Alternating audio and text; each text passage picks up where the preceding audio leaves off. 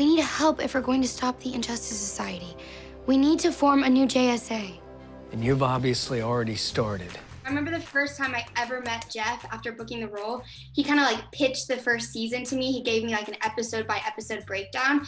And he goes, and this is what I'm thinking for season 2. Season 3, I have this idea. Season 4, I still have a pretty good idea. And season 5, I haven't thought of anything yet, but I'm pretty sure I can come up with something. He's like, actually, I can't. I'm like, okay, Geoff, let's get through season 1. Okay, I'm in. Let's slow down. The 19-year-old's like, can we just calm down for a second?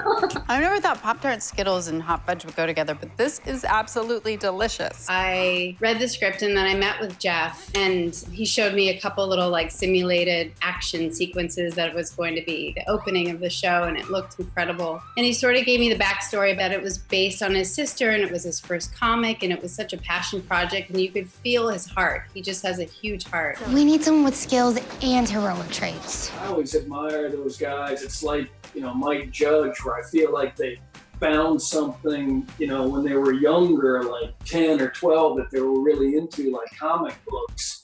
Or, I'm sure it happens to musicians too, and they start playing the guitar, where I feel like those people can get told, like, hey, you got to grow up. You can't do this forever, whether they're 18 or 20. At a certain point, those people get told, like, you got to find a real job. So as thoughtful and kind and creative as Geoff is, I also feel like he's got kind of a very rebellious and kind of determined streak. So from my perspective, really fun to go to work for somebody like that. And especially just, it's always so cool when someone's so knowledgeable, about something that you know nothing about, but they're interested in.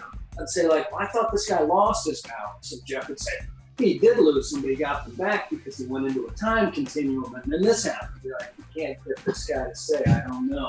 Yeah, when he was trying to explain to me how there's like infinite Earths in the DC comics, I was like, okay, stop. This is so much. Yeah, you'd feel like you were talking to Carl Sagan.